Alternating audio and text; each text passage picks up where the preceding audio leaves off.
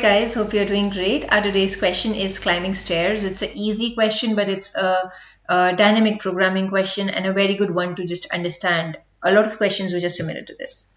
Alright, so you are climbing a staircase. It takes n steps to reach to the top.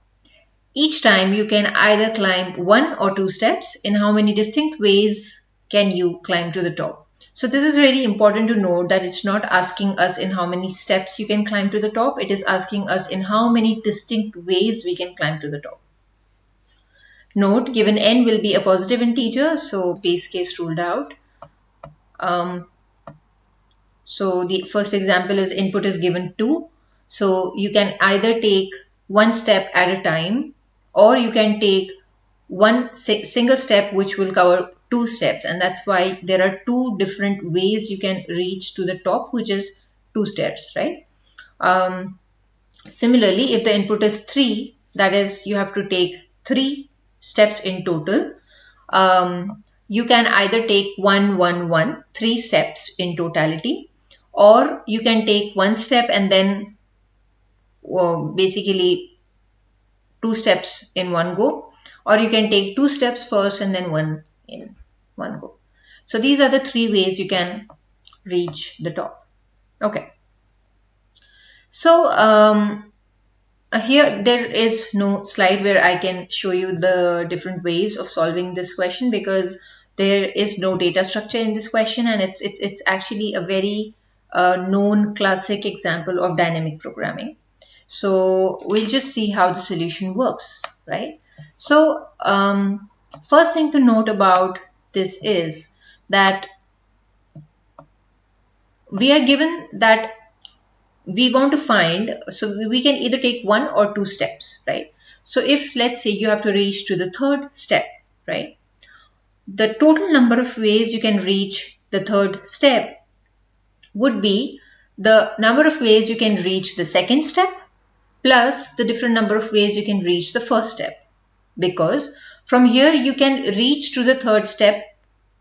So only from 1st and 2nd you can reach to 3rd, right?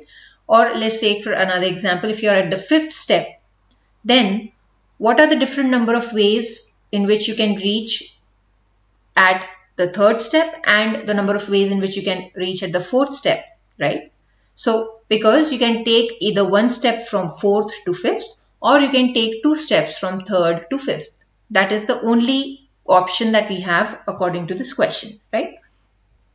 So we just have to basically, for every element or every stair or every step, we have to take a summation of the number of ways in which we can go to the n-1th step and n-2th step, right? So keeping that in mind, so if we take an array, right, there is nothing like the 0th step, right? It's 1st, 2nd, 3rd and so on. So that's why we'll take one extra value. Basically the length of the DP array that we will use will be 1 more, because there is no information applicable to this logic which we can use for DP of 0, right? So we'll just create a array, okay, which size will be n+1. Okay, sorry, what am I doing? Okay. And dp of 0 equals to 1. I mean, it's actually no value, we just assign it 1.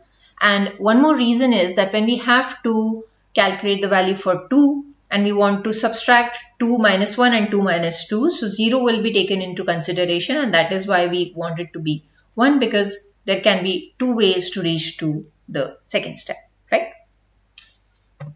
Also, dp of 1 will be 1, because we know for the 1st step there is only one way to reach, that is by taking 1 step.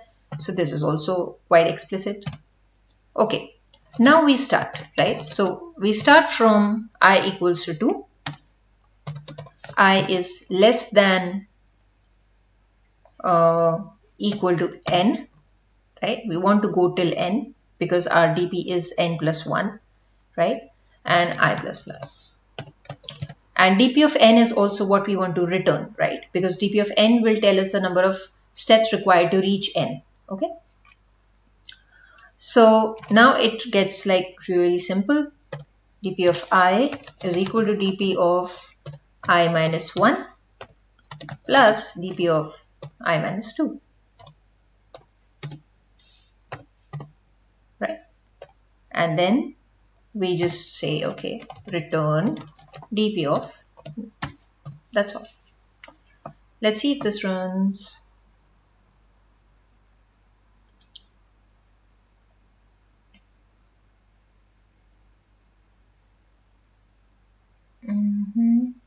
Okay.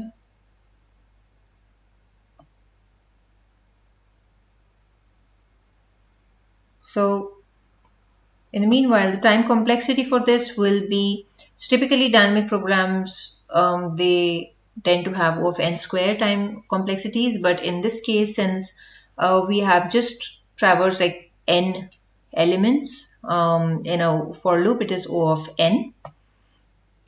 And the space complexity would also be O of n because we're using a dp of size n, right? So yeah, so it's both O of n, time and space complexity.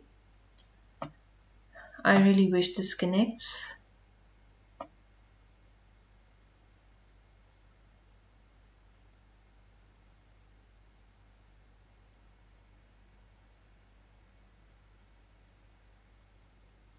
All right, so let's just try to refresh this and see if it works.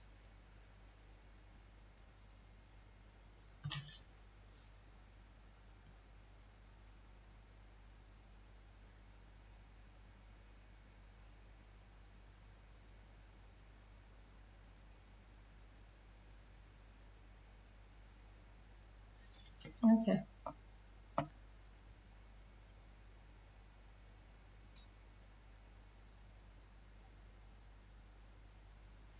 Okay, let's submit this. Fine. Okay. So I hope this helps you with the concept of dynamic programming. And if it helps you, please like, share, and subscribe. Keep coding and take care, guys.